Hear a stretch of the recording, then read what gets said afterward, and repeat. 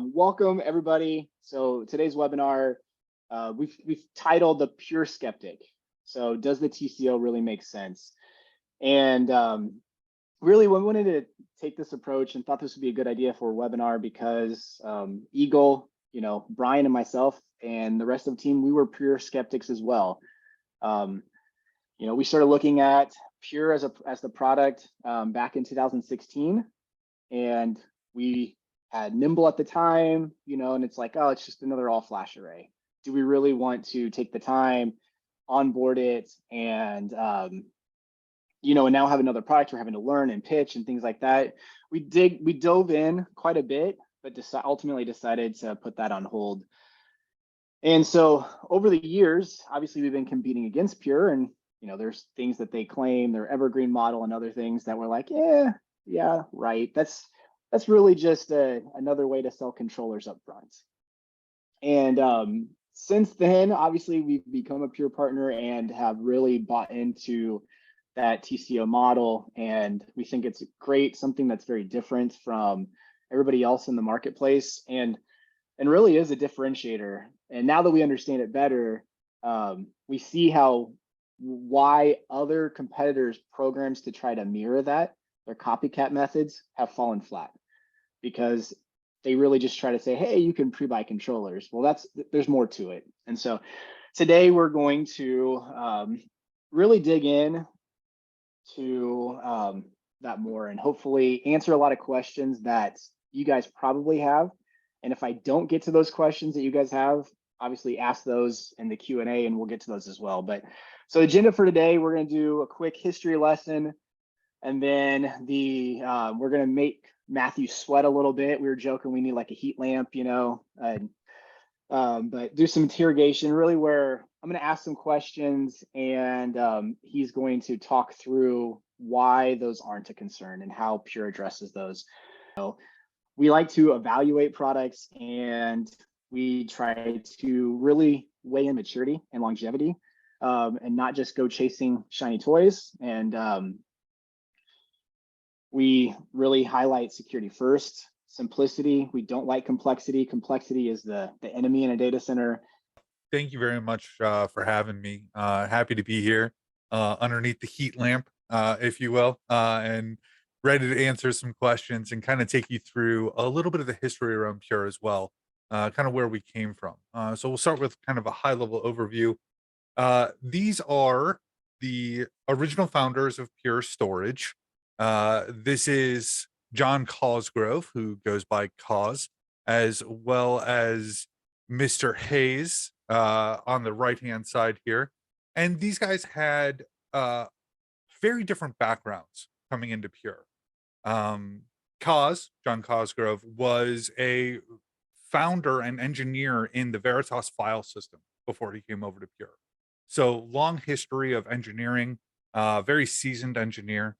And John Hayes actually wrote a online karaoke software that was snapped up by Yahoo at the time. So, oh no, I love the hair. Bumped the wrong button, right? Fantastic hair. So he was doing great, worked for Yahoo for a while and said, hey, I need to get into something else, right? And his background was constantly in metadata, but had absolutely nothing to do with storage. So there was this very storage centric old school engineer mixed with young visionary, all about the metadata and what they could do with metadata within platforms. So those are the founders then from Pure, and they said that storage is fundamentally broken, right? It is not simple. It is too complex. It needs to be faster than it is today, and it needs to have a cloud-like experience no matter where you're deploying it, right? So this was 2009, right, when they founded Pure Storage. 2012, they released their first product, which was the flash array, and they built it on the concept of evergreen, right? No more storage complexity, no more migration paths, no more forklifts. And that's was their vision for this new storage infrastructure and flash array. Since that time, Pure Storage has grown by leaps and bounds, but we still have a core philosophy of Evergreen, right? And everything that we do from a modernization perspective, everything that we've dumped into the Pure Storage portfolio, which has gotten much larger than one flash array product, um, is all followed that same principle of simplicity by design and the evergreen philosophy around storage. It should not be complex, and it should not require constant rip and replace rebuys. Um, so from a Magic Quadrant perspective, we are a leader in distributed file and object storage with our FlashBlade product, which is listed out here. We are also the leader in the Magic Quadrant for primary storage. Have been for quite some time now. I think we just announced year 9 around leader in the Magic Quadrant for primary storage, and that primary storage Magic Quadrant encompasses FlashArray X, FlashArray C, as well as Cloud Block Store. So to give you a better idea on what each one of these products does, FlashArray X was designed around mission critical data and is a block file optional, right? Array. Traditionally focused on block, this is designed around tier 1, tier 0 platforms or workloads, and has the ability to scale across the entire product line. We have basically t-shirt sizings, if you will, going down to extra small with an X10, all the way up to double XL with an X90. So that's the X lineup. From a FlashArray C perspective, again, block file workloads and designed around anything that is not tier 1, tier 0. Where most people would position a flash array, or sorry, not a flash array, a hybrid array, Pure Storage does nothing from a hybrid array perspective. We are all flash all the time.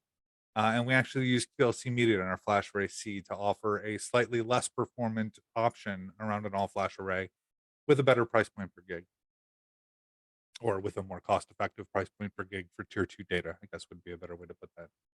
FlashBlade, unstructured file and object, and very, very performant in a scale out blade fashion. And then Flash Recover is our partnership between FlashBlade and Cohesity, where we actually provide the storage for Cohesity engine nodes. And we're able to take advantage of very fast performant backup, but also recovery where it actually counts. That also falls in line with our safe mode, which is immutability of data on any of our array platforms. We can talk a little bit more about that as we have time today. From a FlashStack perspective, partnership with Cisco, again, core simplicity with Cisco UCS and Intersight layered on top that allows full control plane from the CPU memory all the way down to the flash array, all within a single control point in Intersight. And then we have Portworx, which was a recent acquisition by Pure. Portworx is all about containerization from a uh, stateful data perspective. Sorry about that. From a stateful data perspective, Portworx handles the concept of a storage layer for your containers and allows you to do everything that you would expect with that stateful storage layer. So backups, mobility across clouds, across data centers, and then also Cloud Block Store. Cloud Block Store is the same thing as our flash arrays, but virtualized and running cloud side. We currently support AWS and Azure. And Pure One is the management interface and metrics interface that ties all of this together. So moving on, we'll talk a little bit about FlashBlade. So, wanted to start with a question, and this is something that's always come to mind for me talking about SSDs and how write wear can cause SSD, the blocks to fail. And if I'm doing write leveling, won't all the SSDs fail at the same time? And if you're talking about a TCO and an array that I don't have to upgrade, replace over time, aren't all the SSDs going to fail? And what's done to prevent them from all failing at the same time? And then another one with that is, what about mismatched SSDs, either from capacity or vendor standpoint, because you think having different firmwares in the array from different drive manufacturers can cause a bunch of issues. Sure. So that'd be my first question. Yeah. Few questions there, but all completely valid questions. So I think to answer those questions, we really kind of need to take a deeper look at hardware from a Pure perspective. So we talked about this foundation principle being evergreen, right? And in order for you to have an evergreen array, it all starts at the hardware layer. Everything about the arrays was designed to be modular and replaceable and scalable. So we originally started our first product with SSDs in the array. Since then, we've transitioned to NVMe drives, but not NVMe SSD, right? SSD is what backs most NVMe arrays today. There is a flash translation layer that exists on their drives. So when you think about NVMe from a performance perspective, highly performant, right? 64 lane highway to and from that drive. But there is still a control point on each drive that limits the throughput of the drive and handles things like garbage collection, wear leveling, everything like that. Pure Storage saw an issue with that particular approach, so we took a different path and we actually built direct flash modules. So these direct flash modules replace the traditional NVMe SSD in an array.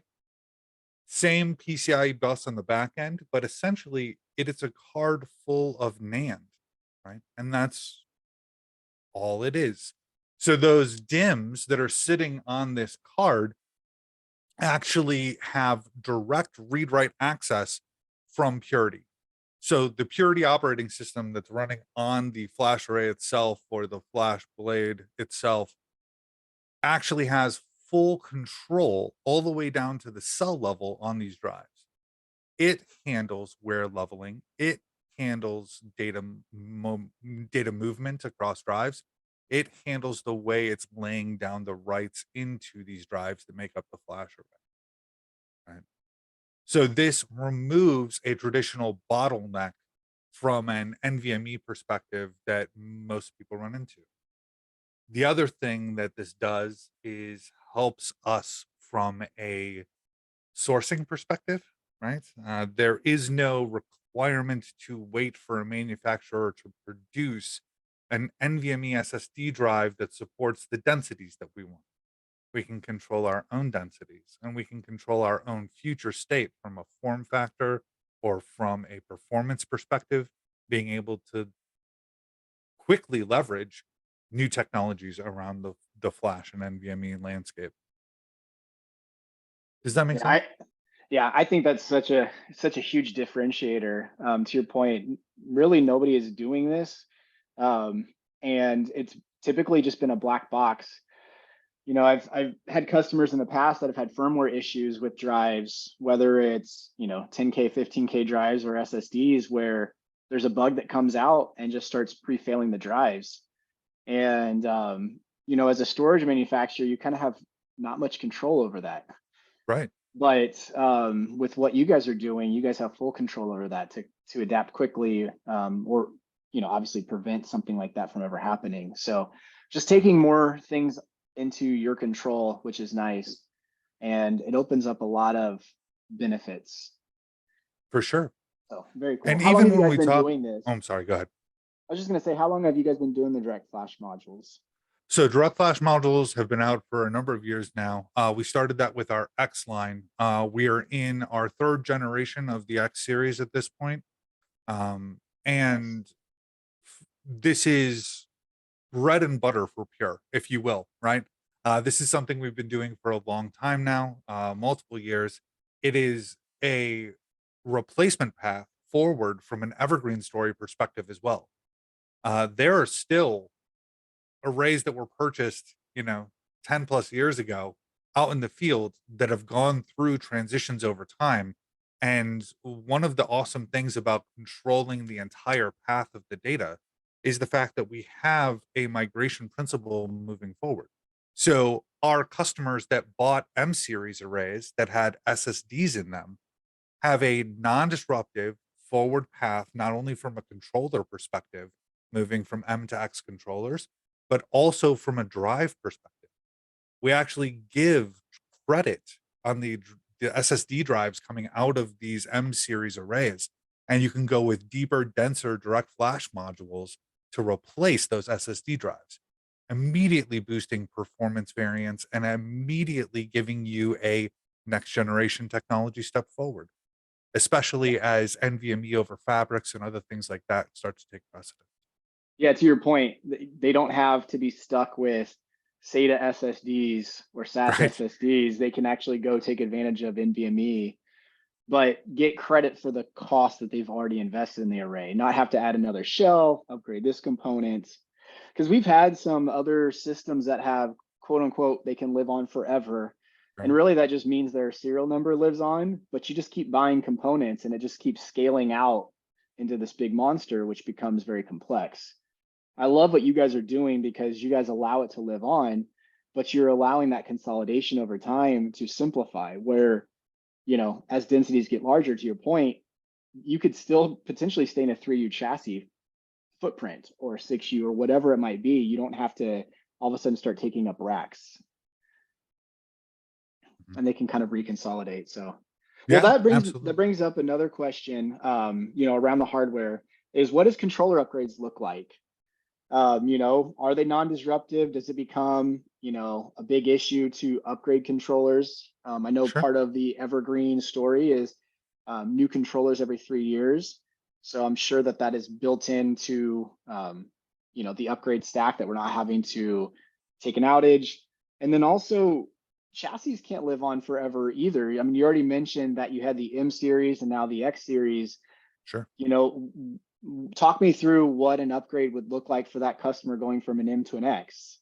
Yeah, yeah, absolutely. Let's have that conversation. So there's the concept, right, from a pure evergreen perspective that you move forward in time, your data grows, your performance requirements grow, but your array grows with you. And that's foundational, like I said, from an evergreen core concept as it was originally designed. And we've stuck with that. So if you take a peek at hardware over time, the array that we released, the flash array 320 that was released year one, that looks absolutely nothing like, performs absolutely nothing like the flash array X's that we're selling today. And through this entire transition point, customers who purchased literally our release year one, and got a 320 array have gone through a completely non-disruptive life cycle and a non-disruptive arc forward in time. And when I say non-disruptive, I don't just mean non-performance impactful. I mean zero forklift, zero management time, zero redo from a IQN or WWN perspective, no management port changes, like non-disruptive. So we've built this into the underlying hardware to be able to support this. And while mimicry is the highest form of flattery, right? Nobody else had this architecture designed from day one. So, from a leader from the back here, when we go through a chassis change, our architecture and design allows for us to do that because the engines on the back of the array do not hold any data. They are a stateless engine of CPU and memory that are literally the engines for the data path. As we go through a chassis change, we actually have built-in card slots, PCI slots at the back of the array that allow us to do hardware transition, and those are reserved. And since we own the entirety of the data path from a purity perspective, those types of hardware changes are very easy from a pure storage perspective. The NDU process is completely support driven, right? And when you do your maintenance renewal, there will be a field engineer that comes on site and replaces the engines in the back of your chassis with new engines non-disruptively at a point in time that you choose. In fact, one of the stats that I love from a pure storage perspective is the fact that 97% of the arrays that were sold 6 or more years ago are still in production today. Do they look anything like the arrays that were sold 6 years ago? No. But there's been zero forklift and there's been zero rebuy from a hardware perspective. We're talking delta changes forward in time. That is a really cool stat to your point, because it's not, they're still a pure customer, meaning that they bought the newest array after 5 or 6 years. It's the original purchase is still there. And that's where we're going to get into the TCO here in a little bit on what that looks like. So that's a really cool stat. Yep. Good stuff. So the other thing that's awesome about pure innovation and moving forward in time is the fact that we now offer the depth of scale that you would expect from an enterprise level storage system, right? We've expanded beyond the X90 and we've gone deeper into the XL lineup. And I'm happy to say that all of these model shifts, even outside of family from X90 to XL130, are underneath our non-disruptive evergreen cycle now. So if a customer has multiple X90s or has an X90 that they're pushing the performance on because it's been a few years, they can absolutely upgrade to the XL130 at any point in time of their choosing. And so there is flexibility here. It is not just a every 3 years I renew my support and I get the same or the latest generation model that I'm in, right? So for an example, if I'm in an X90, I would get an X90R3, moving to an X90R4 future state. Um, I have the ability to move my hardware platform based on where my business goes. If I require more bandwidth, more performance, more capacity, I can go up that model line, just like an evergreen renewal, right? Cost delta between the two controllers and upgrade my entire array non-disruptively to a more performant bigger brother, wherever I am in the stack. Does that make sense, Anthony? Yeah, that is really, really well said. Well, so I guess hardware upgrades, obviously those happen from time to time, but something that happens more often is a software upgrade, Absolutely. especially with all the focus on security these days and bug patching as well as new features. Um, so talk me through, what does a support upgrade look like? For Does the sure. customer have to do it on their own? Jump there. Yeah, what does that look Yeah. like? And no worries. So from a pure support perspective, we pride ourselves in providing an effortless support experience. Right? That whole concept of cloud-like model, no matter where you are, not only do we support that from a purchase perspective, being CapEx or OpEx, but we also support that from a life cycle perspective. Um, with pure support, you're getting managed upgrades from a purity perspective. And we do release new versions of Purity quite often. We're constantly iterating from a software value proposition, right? Things like replication, things like new feature functions from the standpoint of safe mode, or other things that are built into that evergreen software are literally a Purity code upgrade away. And that is a purity code upgrade that is designed to be non-impactful, non-disruptive, and no performance loss for your enterprise. or for your data sets running on top of Pure. The managed upgrade process honestly could not be simpler. You can schedule an upgrade through Pure One or via email, and you literally, thank you, Aaron. Thumbs up. You literally go through this process with our support team, and they do all of the required pre-checks from a host balancing perspective, from a ensuring that you are stable where you are. And then they take you through the process of the upgrade. And when I say they take you through, I mean they do it. When I was a Pure Storage customer, it was literally a, hey, we're going to kick off the Purity upgrade at X date, X time. And I would say, yep, still approved, still in my change window, good to go. And they'd say, awesome, perfect. We'll let you know as soon as it's done. And I would get an email or a phone call based upon my preference when the array upgrades were complete. As somebody who came from a medical background, I don't think that type of thing can be understated.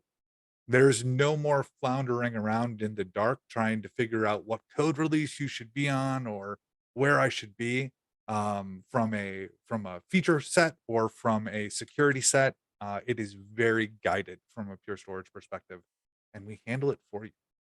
The other thing that's unique from a Pure Storage perspective is we actually have Pure One Meta.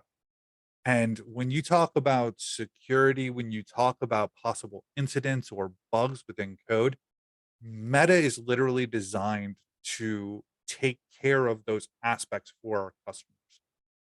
Proactive support means something different when you're talking about Pure Storage. Meta actually fingerprints globally all of our arrays. And if one array somewhere else in the world runs into an issue, has a problem, it's immediately fingerprinted. And then we look for similar patterns across the logging systems of all of the arrays that are calling home. If your array is identified as being in a similar group, same firmware, has the same type of workload running on it, right? We will literally proactively reach out to you and say, there is a known issue in this version of Pure that you're running. We recommend you upgrade to this version as soon as possible.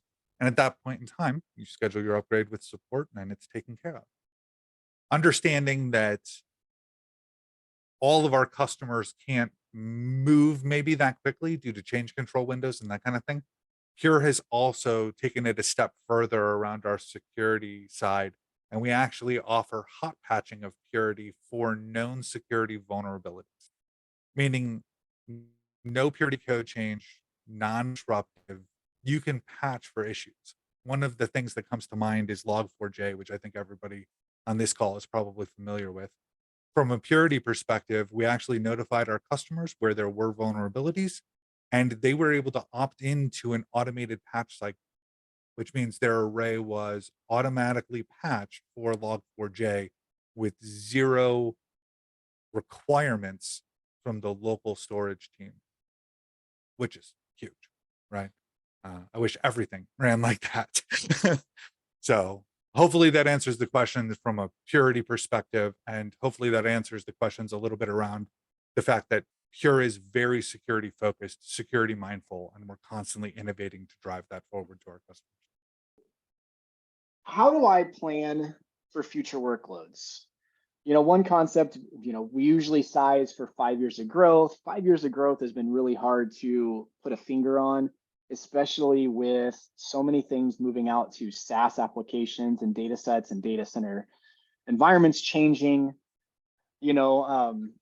So maybe I look at just 2 to 3 years of growth on what I'm going to buy, but then how do I start planning for the future and know easily if my array is spec'd for it, if I need to upgrade controllers, if I need to add capacity? Help me walk through that.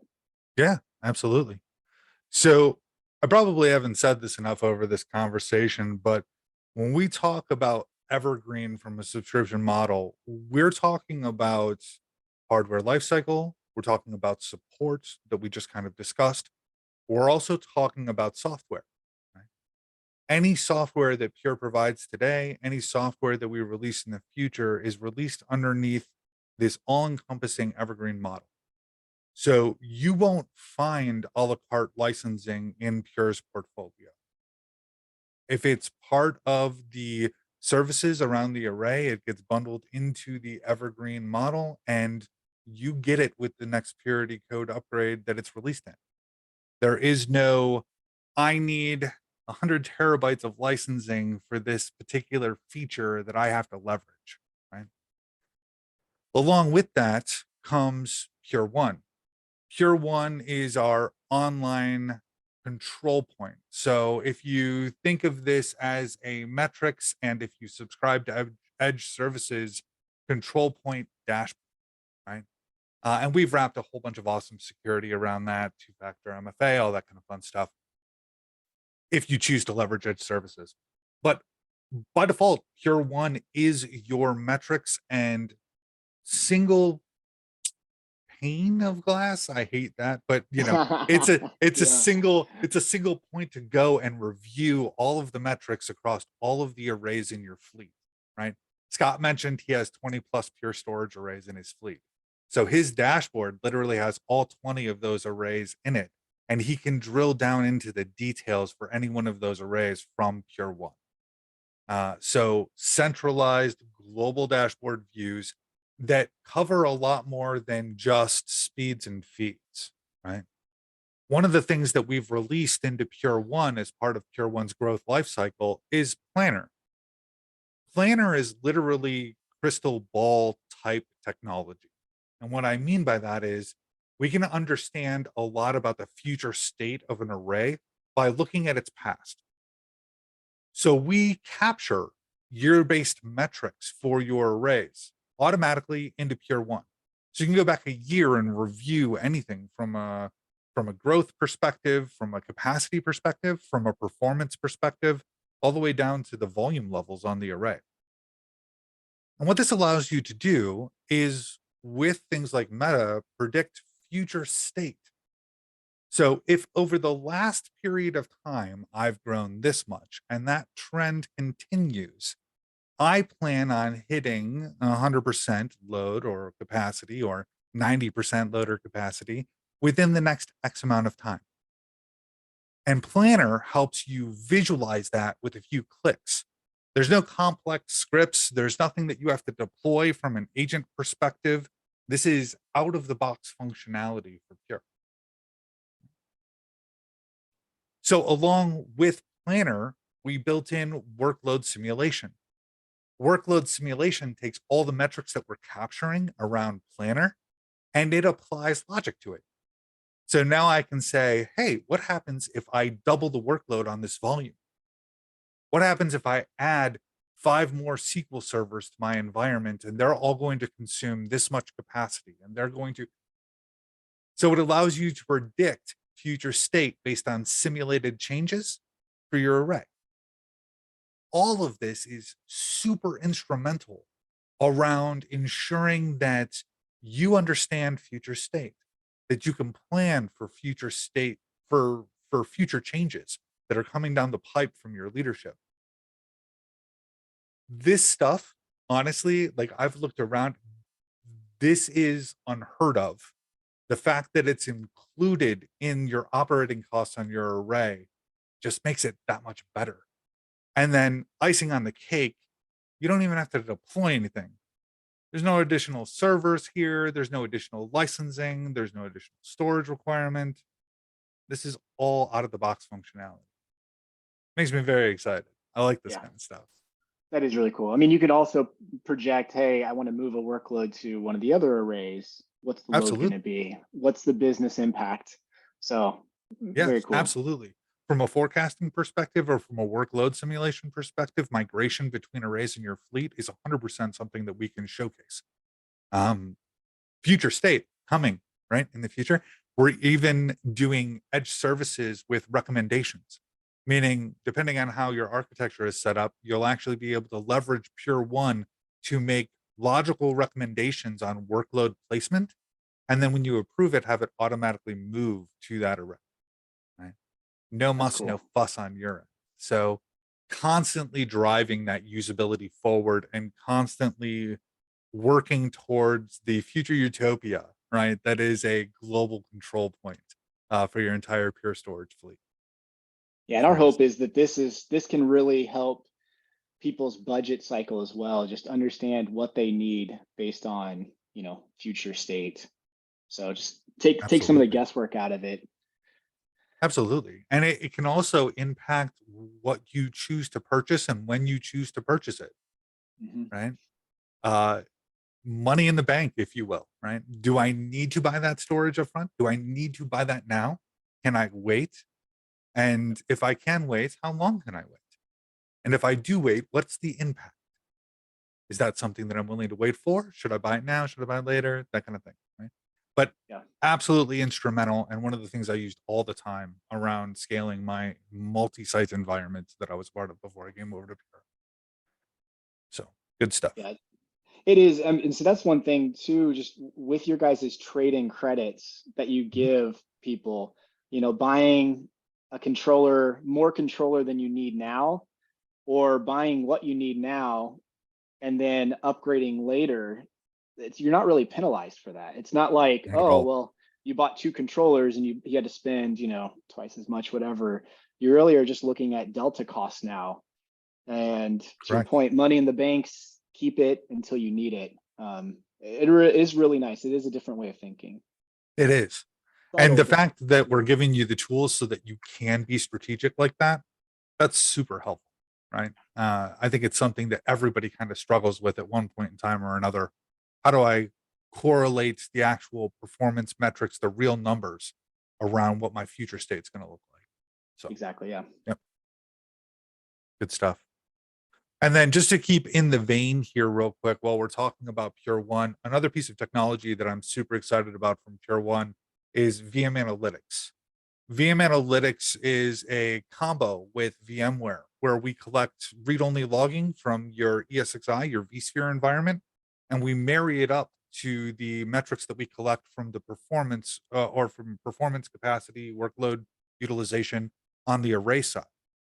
We put it all together in a dashboard that looks something like what you're seeing on the screen right now, and it allows you to trace your environment from the VM disk level all the way back through your host, data stores, volume on the array side to the array itself.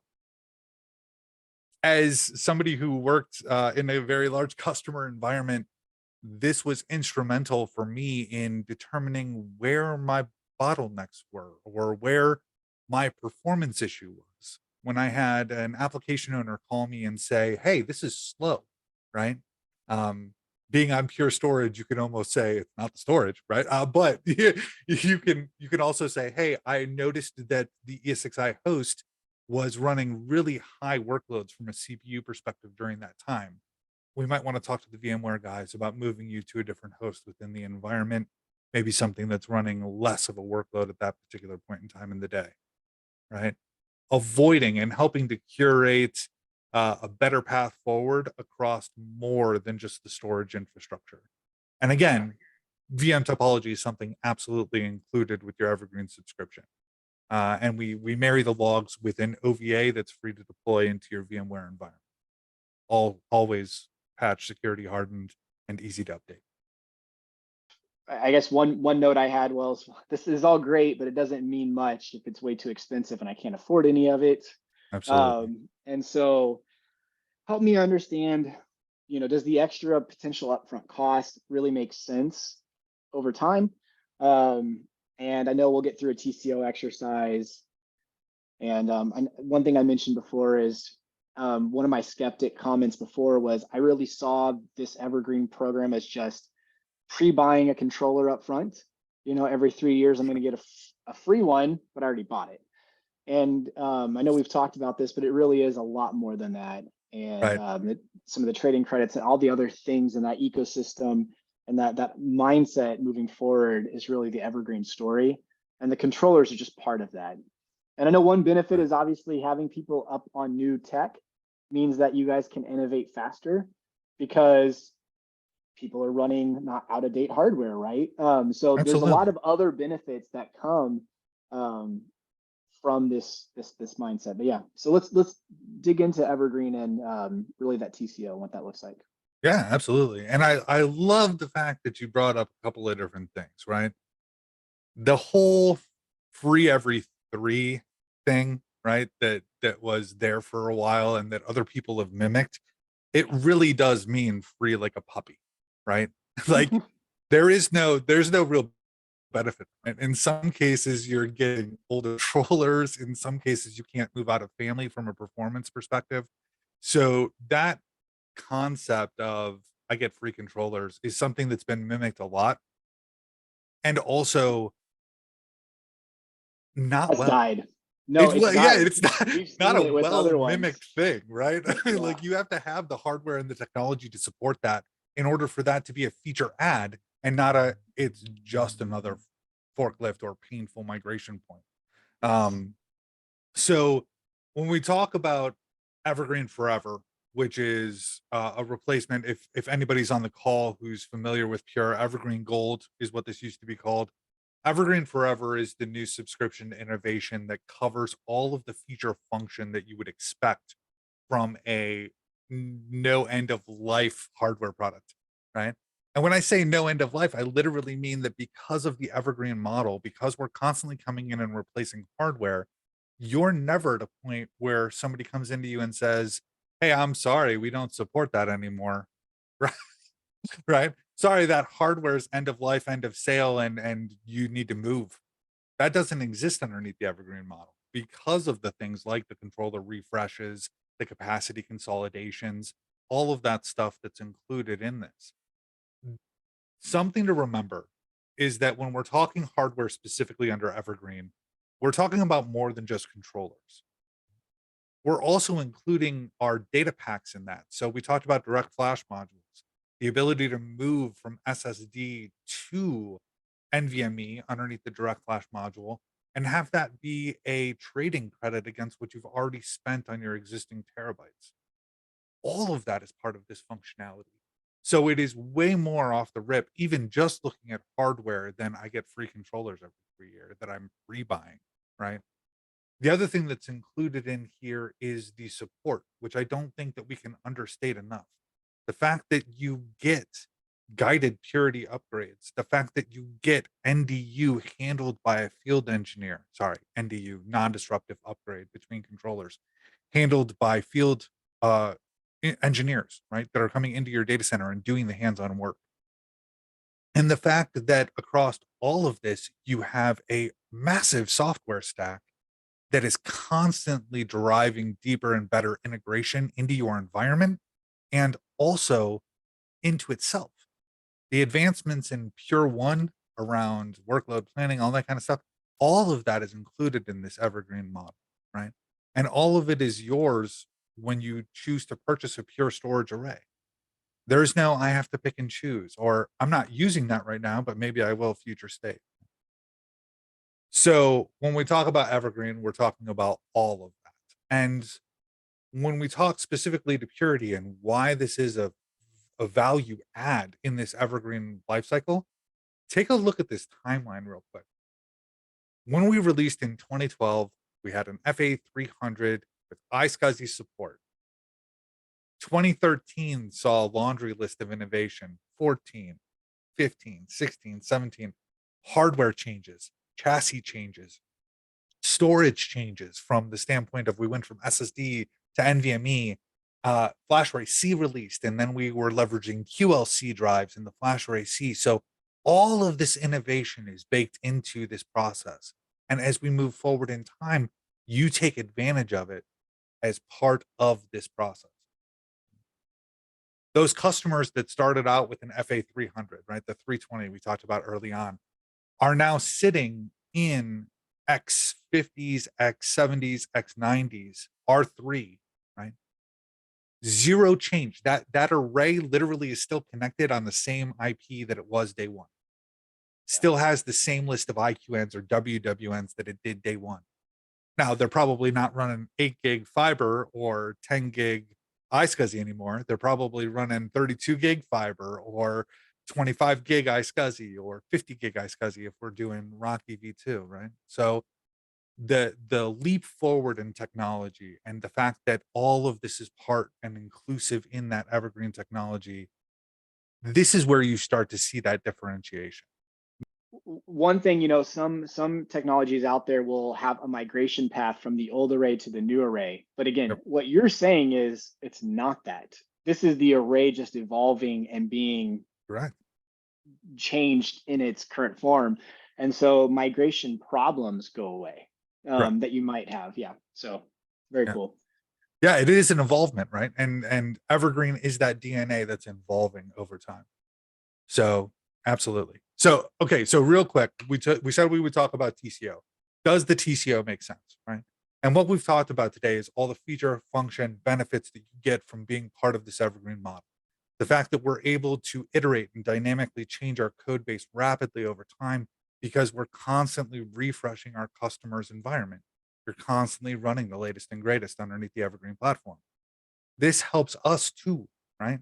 We're not worried about dead product out there in the field. We're not worried about things like end of life products that we have to continue to support. You're able to take advantage of a Purity ecosystem that continues to evolve with your hardware. All right. TCO time. All right. If we look at the gray as a competitor, if we look at the orange as Pure, this is a general TCO timeframe over a 6-year period. Upfront, do we cost a little bit more? Probably, right? And my question to everybody who says, well, you guys cost way more than so and so is, did you do an apples to apples comparison? Are you getting the same feature set functionality that you're getting with Pure with the competitor? And does that small price tag difference up front really make up for everything that you're getting? And when you look at the TCO over time, right? These lines in years 2, 3, and 5 and 6, they represent storage, capacity increases, and operating costs from a power cooling perspective as well, right? We are significantly cheaper during those timeframes. When you hit your first refresh and we upgrade your hardware footprint non-disruptively, that's where you see a massive change in TCO. We're not rebuying those same storage footprints that we're running on. We're not going through these heavy, convoluted forklift migrations in some cases. And we're also not rebuying the hardware platforms or moving to a new hardware platform to get the features that we want. That's the magic behind Pure Storage. That is why that micro cost difference up front balances itself out quickly, usually within the first couple of years, let alone the first refresh cycle.